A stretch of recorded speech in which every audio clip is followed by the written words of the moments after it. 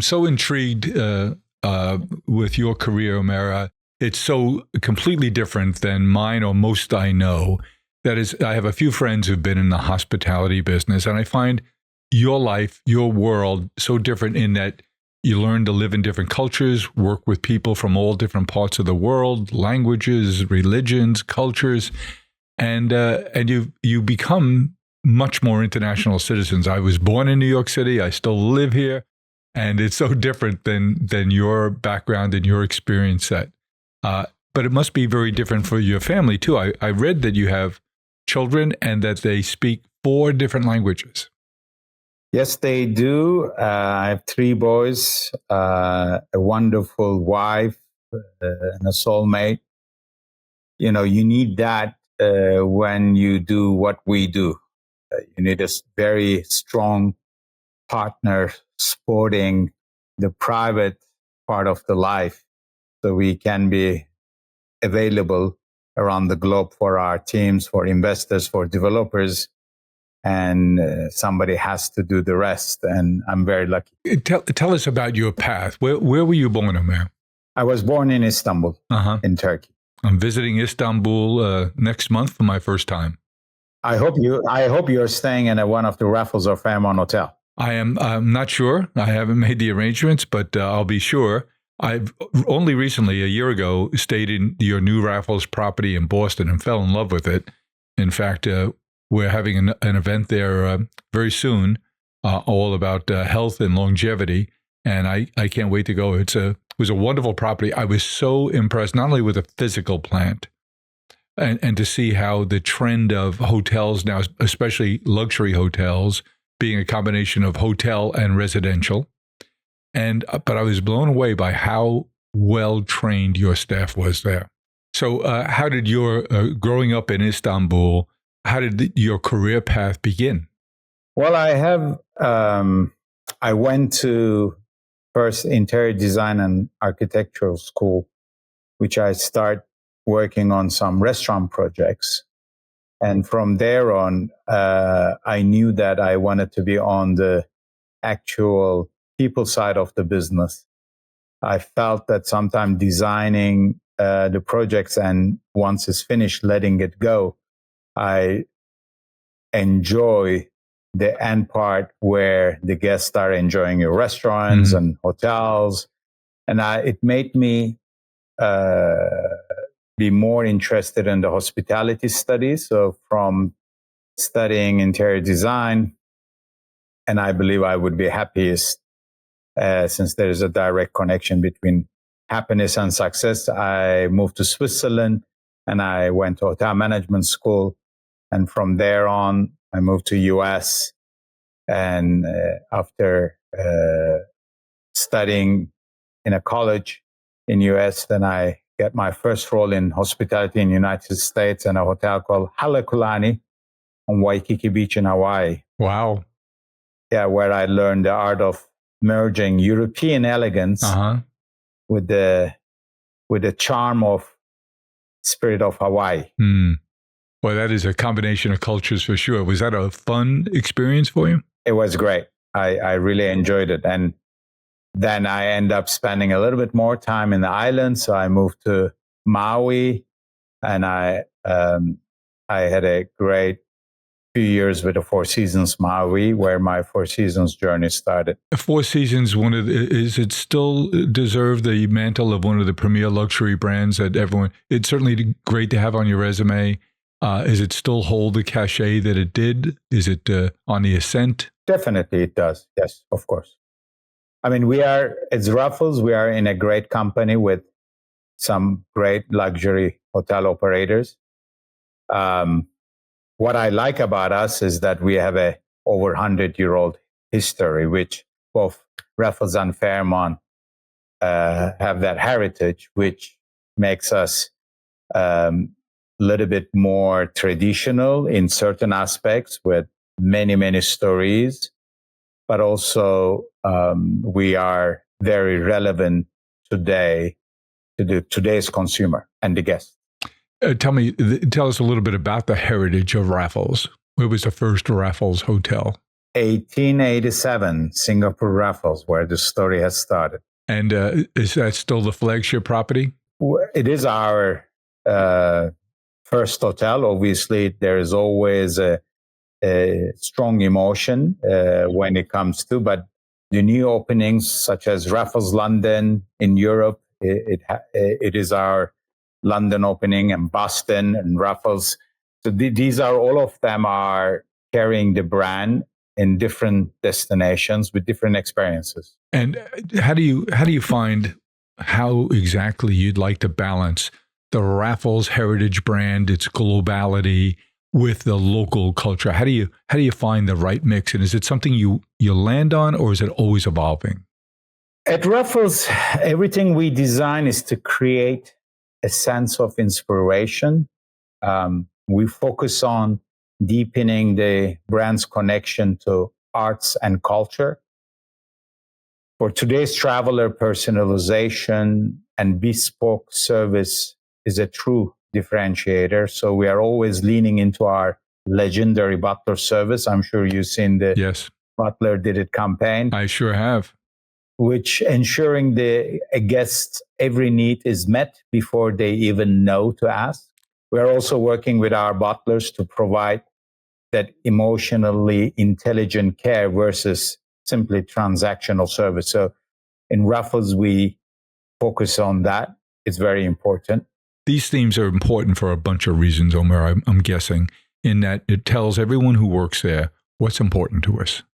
What is it we want to achieve? What is it we want to hear from our customer, from our patron who experiences us? What would we want them to say if we had them under oath and said, what was your experience? So you use that as a tentpole to rally around your training, your people, what your goals and objectives, what you want to achieve is, right?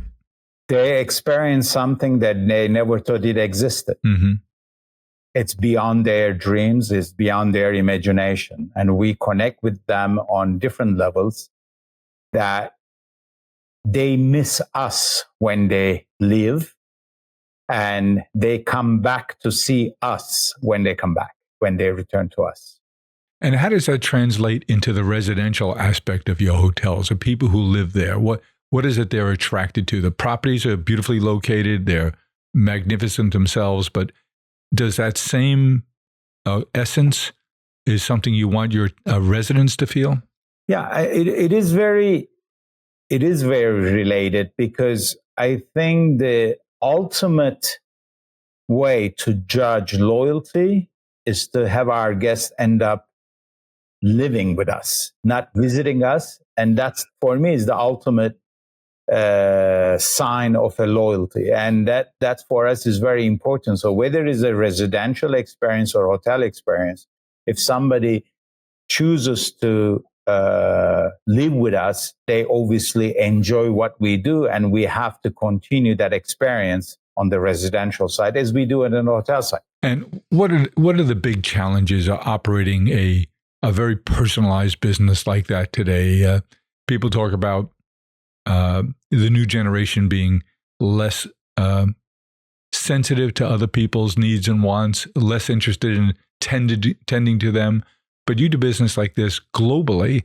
Do you find a great deal of difference between cultures in terms of how they approach the idea of being of service? Yeah, I think it is, first of all, if you're part of Raffles or Fairmont, you carry that pride with us. And that pride has a lot to do with curiosity. We are interested to know what our guests likes. We are always wanted to learn, and we always wanted to improve.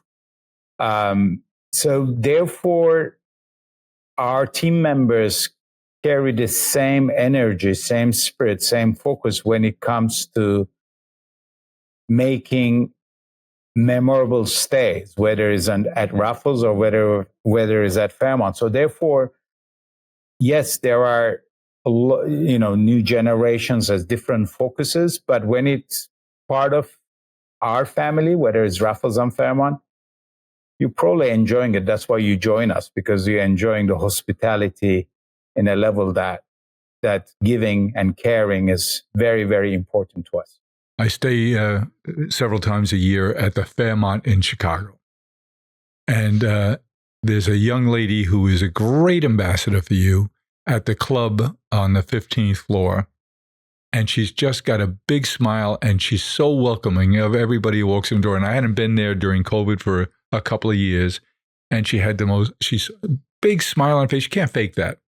And so nice to see you again. We've missed you. And so as I think about people in your role with the great responsibilities that you have, that's the ultimate for you when you find those personalities and you let them loose and they make people feel special. Exactly. And the company culture, creating that company culture is incredibly important. It's job number one for you, it would seem. When I do visit the properties, most of our colleagues witness this. The first thing I do spend is a lot of time on the heart of the house, seeing their environment, such as changing rooms and our employee cafeterias. Heart is where they spend most of their time when they're not in the front of the house. So that is very, very important. And again, the pride in our teams in order to create that positive company culture. And then we must also make sure that our teams they feel empowered so they can keep doing the right thing, each guest interaction at a time. So it is very important that they feel empowered. It's a top focus for us right now. We do a lot of training on that, a lot of communication on that. And again, in the business of hospitality, we must take care of our teams at our hotels, which in turn allows them to be able to take care of our guests in return. Now, on the personal side of things, you mentioned your 3 boys and the 4 languages that they speak. How old are the boys now? 14. Twins are 14 and the youngest one is 10. So youngins, but when they travel, are they looking at different things in a hotel property? Are they sensitive to what you're looking at? They do. They are, twins are very different personality. One is more focusing on the food and beverage. Another one is more focusing on the sports. And the 10-year-old really runs the family. Funny how that happens. In that aspect, they are, first of all, they are often very much appreciated, the attention they get. I try to make sure that there's a good balance. So a lot of the time when I do travel for business, of course, they are not with me. And when I happen to have vacation, then I tend to go and be at home with my mother, with with the children's grandparents. But when they happen to join us, they always appreciate the attention they receive, and they carry that pride also. And where is home for you now? A few places. Now New York is home for us. Since we moved to New York 2 years ago. France has been a home for me for the last 15 years. Turkey is where I was born, in Istanbul. And my wife is from Germany, in Düsseldorf. So her side of the family is there. So we have few places. Christmas is always in Düsseldorf, and summer times, if we can make it, we always choose to go Turkey. And Paris is still the Accor's headquarters. So I'm often in Paris for meetings. And New York is where the family is right now. So it's their home. So you spend a good deal of time in a seat on an airplane. Yes, I do. Tell me about Acar, a holding company that operates the 2 flagship brands, Fairmont and Raffles. Who's the ownership structure of Acar? Acar is a listed company, and it owns many brands in the luxury lifestyle. Obviously, we have Sofitel, M Gallery, Emblem. We have on the lifestyle side Ennismore, which operates some of the best lifestyle brands, such as Faena. And you have restaurant business, which Paris Society. Then on our premium, mid-scale, and economy, we have Novotel, Ibis, other brands. So we offer a lot of variety of choices to our investors. So do you play a role at the holding company level, or is it your role is just to manage those two flagship luxury brands, Fairmont and Raffles? Yes, I'm in charge of those two brands. Growth plans for both? Yes, we have. I mean, right now for Fairmont, we have 92 hotels across 30 countries.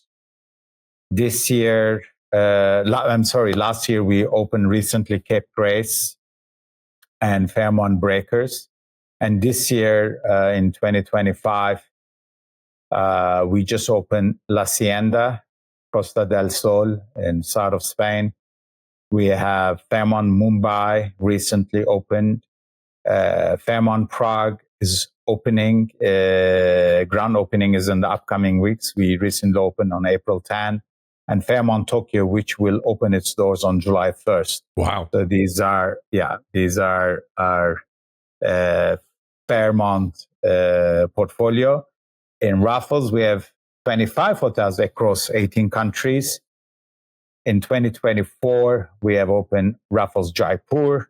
This year, recently, we have opened Raffles Sentosa in Singapore. And soon this summer, we will be opening Raffles Jeddah. And recently, we have signed Raffles Tokyo, which will open in 2028. Raffles Goa, which will open in 2030. Raffles Ranthambore in India, which will open 2027. And the latest signing, Raffles Lake Como in 2027. Hopefully, we will be operational.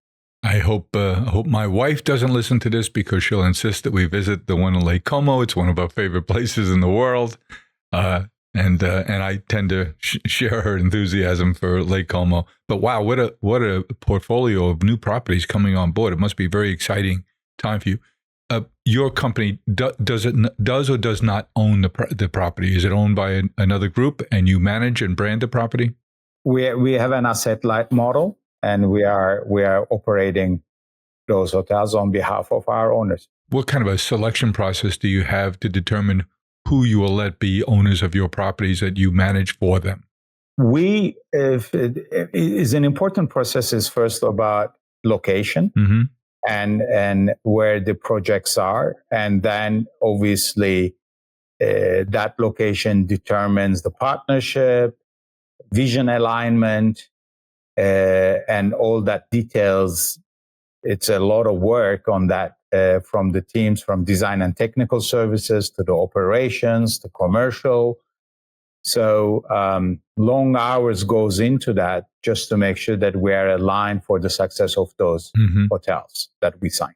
Are there opportunities being in a luxury space, and luxury is something that's held up quite well in recent economic times until very recently? But how do you think about other luxury brands and how you choose to interact with them? So obviously everyone knows LVMH and the portfolio brands they have. Do you choose to work with them in your properties, give them opportunities to be in your property so that each of you benefits from the other's brand? Yes, we do. I mean, retail partnerships and having retail stores at our properties are also key for both operationally and investment side. And we do partner with different brands and as a global brand level, but we also have hotels that have beautiful stores. As you've been in Raffles Singapore, you will be able to see the shopping arcade. Some of the top brands around the globe are located on that. So it could be on a retail partnership in the global, or it could be a specific property level retail partnership in that specific location. It's such an interesting world, the luxury world, and how you have to make sure you hold those very, very high standards, because you could lose permission to be a super luxury brand without a lot of going on. It's something you have to guard every day, I'm sure. Exactly. And as you know, our guest expectations and needs have evolved and evolving often. So we need to somehow showcase the current trends in our hotels and resorts. And that may have a different meaning in key destinations. So each destination may have a specific offer, and that partnerships define that for the luxury traveler. When you're meeting with the staff in one of your properties, let's call it a Raffles property, and what story do you tell your staff about someone else on your team that they did to accommodate and please and delight a customer that's part of your legend stories that you use to help manifest an understanding of what we want to do culturally? I have a lot, but one of my favorite ones was once I have a returning guest, but this guest has not returned for a while. So when we saw this guest is arriving, and we wanted to see how can we make this guest feel spatial, what kind of amenities we can provide, etc. As I mentioned to you that, the needs are always evolving and changing, dietary requirements, preferences. And we wanted to be very authentic. And therefore, we asked the personal assistant of this guest, and there was nothing we gathered that it was specific enough. And so we decided, we do our regular VIP amenities. And I went home. That was for the actually arrival for the next day. And that night I received a phone call from the hotel team, and they said, we got him. I said, what happened? And they mentioned that he just tweeted it, that there was no Diet Coke available in the plane that he was taking off. And we make sure that when this person landed in Paris, at the gate of the airplane, there was a Diet Coke was waiting on a little tray. And sometimes small gestures like that make the whole difference. Absolutely. It's, we learned as a people during the COVID experience that it's all those little micro inducements and little micro contacts that really do make a difference. When we had the shutdowns, we all learned that, of course, we were going to miss our colleagues, our coworkers, our friends, family members that we wouldn't be able to see. But it was even the knowing glance. I remember back in the 80s, I commuted to Dallas for a couple of years, and I got an apartment, and I had been staying at a hotel. The hotel's no longer there. But I stayed at a hotel, and it was a tough time economically, so it was very inexpensive to stay there. And it was a beautiful new hotel. And I got to know people there, and I was there having lunch one day, and the general manager saw me, came over and said, "Oh, we miss you. Where have you been?" I said, "Well, I got an apartment, so I wanted to, why did you get an apartment?" I said, "Well, I wanted to leave my stuff here, my workout clothes and different kinds of things." And, he said, "Well, are you enjoying the apartment?" I said, "Well, really, I'm not." And he said, "Why?" I said, I miss seeing the doorman, who I knew and would say hello to every day. I missed waving and saying hello and smiling at the desk staff whose names I knew each of them. And I missed the fellow who worked in a restaurant who would get me a cup of tea every morning. And he says, "Why don't you move back in?" I said, "Well, I still have that." He said, "I'll tell you what, I'll give you a rolling closet. You put everything in it. If by chance I need your room while you're not here, I'll roll it away and roll it back when you get it in here." And I did. I moved back in, and I enjoyed it so much more because I felt less lonely. I was away from my family. It was difficult, but having a second family of community mattered. So it seems to me like you're trying to take that idea and put it on a different level. But at the essence of it, it's still familiarity, likability, warmth. And if someone is genuine, like I mentioned, that young lady works in your club at the Gold Club at Chicago, she makes everybody feel genuinely that she's happy to see them. And what a gift that is. It's you're absolutely right. And that's the essence of hospitality. When we talk at Accor always that how we going to look after our guests, it's not only big things matter, small gestures they could be as meaningful and they could be as memorable as the big gesture. So listening our guests, reading our guests, and understanding their expectations and being proactive is what we enjoy doing every day. So you're a leader. You're very sensitive to culture. You know, it's the essence of the core of what you do. How do you celebrate people like the person who went ahead and figured out he saw the tweet that he was unhappy that he didn't have Diet Coke, and I'm going to go ahead. I feel empowered to go ahead and put a smile on his face when he gets off the plane at the other end. How do you shine a light on them, and how do you reward them for the kinds of behavior you want to see like that? We have several programs at our hotels. We have obviously Employee of the Month and Employee of the Quarter and Employee of the Year. So recognition's a big part. Recognition is a big part in our talent and culture part.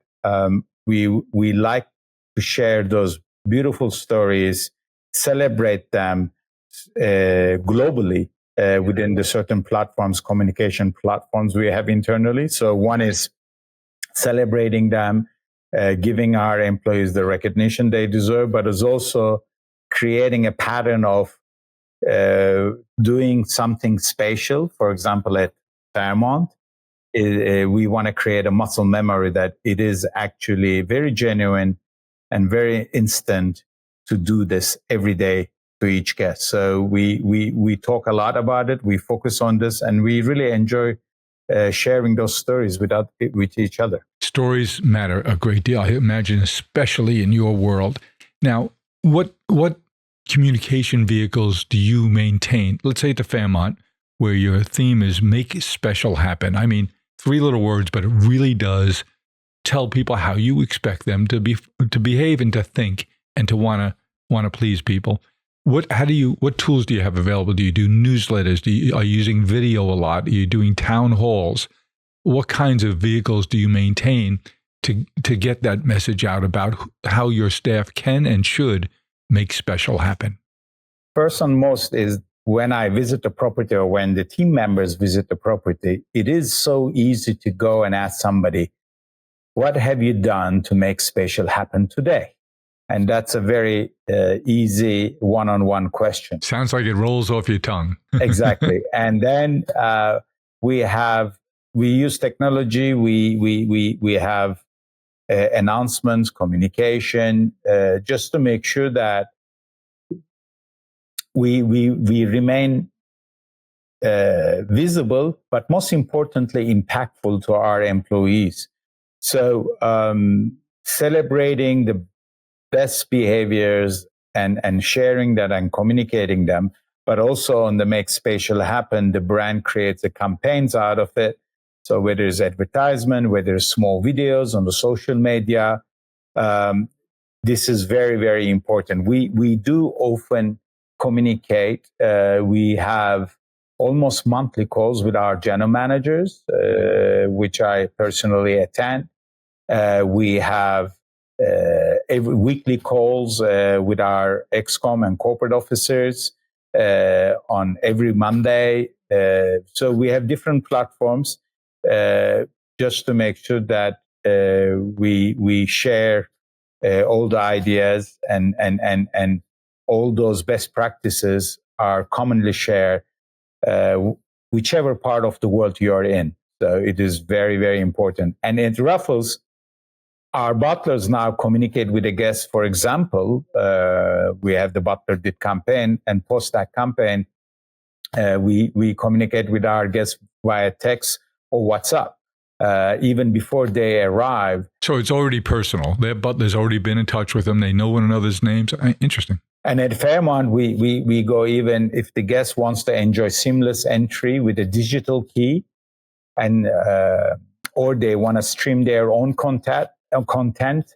through the Acar Cast. We have those softwares available to ensure that they have a more comfortable and convenient stay, and they truly feel home away from home with their own content, and they enjoy what they prefer in the comfort of their room. We talk about the butlers. That's at a very personal level. What do you do to train your front of house? When I say front of house, I mean front door people. It seems to me that first impression is so important. And I know at the Chicago Fairmont, the fellas who work the front door, they're terrific. They go out of their way to be helpful. You're waiting for an Uber. Let me help you here. They always have a big smile. How do you train that? Before even, I think recruitment process is as important as this training process, because we have to make sure that everyone joins to the team, carries the love for this industry, and shares the same passion. It's extremely important. And there's a tough element to it too, which is if you join this industry, you're going to be working while everyone else is celebrating. Yes, but imagine that every general manager in this company is interviewed by me personally. So imagine that when you have new openings and new opening roles, you often interviewing more than one candidate. So a lot of the time I spend is making sure that we have the right talent. So teams interview them, then I have a final alignment calls with those candidates. But it starts from there. And after that, we train them on our habits, on our procedures. But also remember, I mentioned in the beginning of the call, empowerment is important. We trust our employees. We trust their judgment.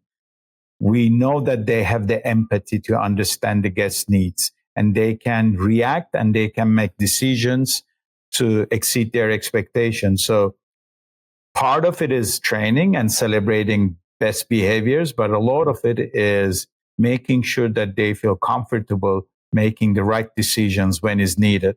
And that comes with an empowerment culture. I don't know how it happened, but we've gone this far, and I haven't used the term AI yet. How are you in the hospitality business embracing artificial intelligence to improve your service, to be more efficient? Tell us what might be on your roadmap. It is something that we are monitoring. For us, technology and AI is being used a lot of the time in the heart of the house today. It is invisible in somehow, but very impactful. If it is done right, it boosts efficiency for both to the guests and the hotel teams. And it's not a replacement of human connection, but it enhancing that connection, mostly being readiness or more efficiency in terms of timing of delivery of services. So we usually use the technology to simplify and streamline services, ensuring it enhances rather detracts from the overall guest journey. At Raffles, as I mentioned, our butlers now communicate with the guests via text and WhatsApp.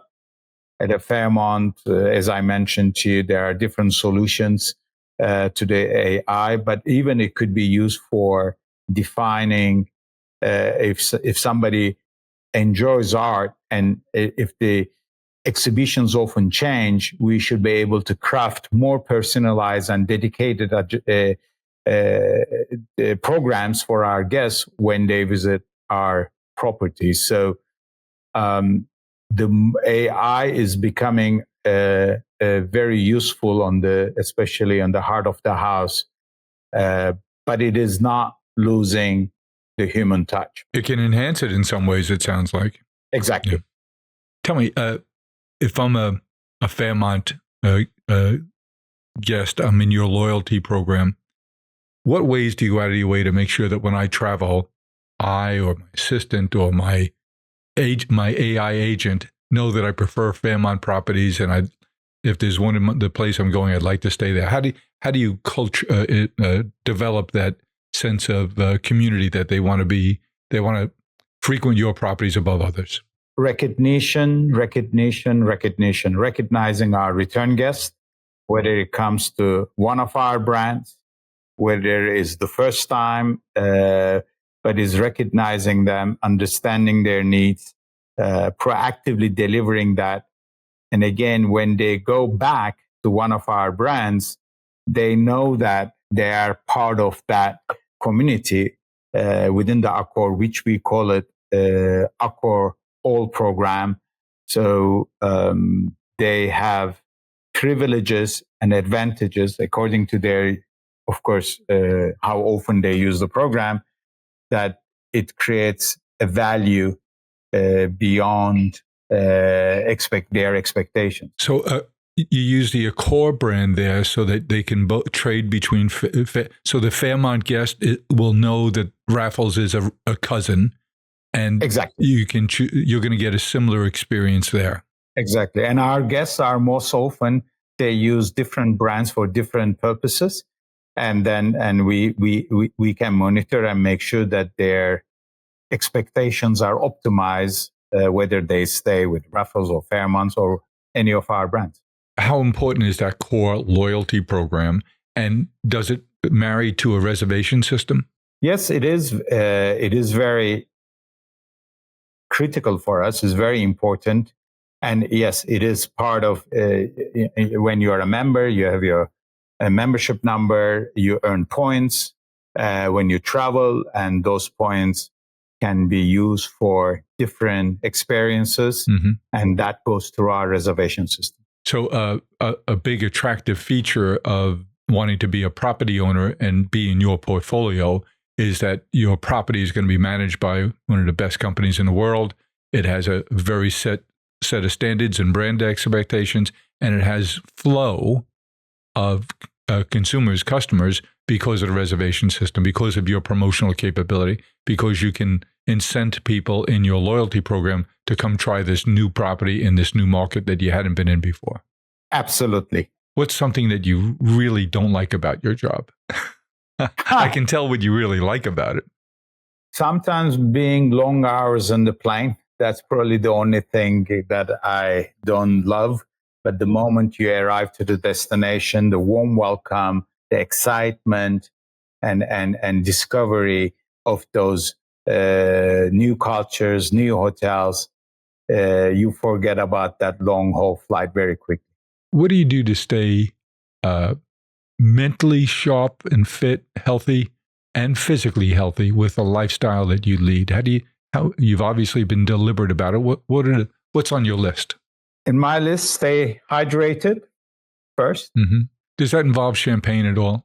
No, actually, maybe you may want to limit that to a certain level, but lots of water, sleep when you can get some, and always focus on the positive side instead of negative side. So always surround yourself with a positive energy, and then you reflect that energy, and everything comes to its own place when you have that attraction of positivity. How do you stay connected with those three boys and that wife of yours?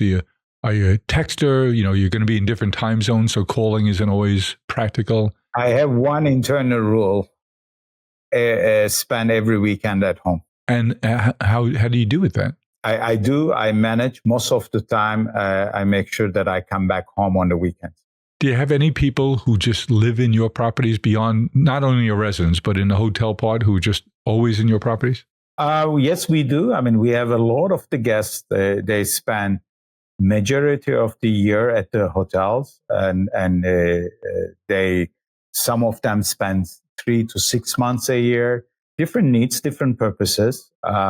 But we have a lot of we call them long-staying guests, and we have many around the globe spending majority of their time in our hotels. And what gets you really excited about what's coming up on your calendar of things happening? Is there a very proximate opening that you're excited about? Is there something happening at the brand level that you're working on? I know the campaign for Fairmont around Make Special Happen is something that you've been behind and been the biggest cheerleader of.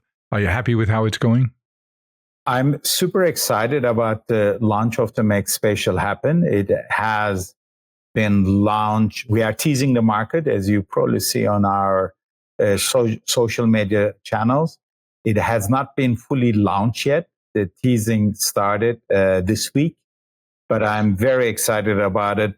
The team has worked long hours to create it. Well, I think there's a lot of people now who go out of their way to try your properties because they've gotten to know you a little bit.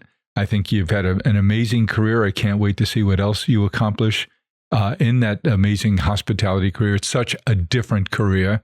The closest thing I can come to it is I've delivered flowers to many of your properties, and I hope to deliver many more.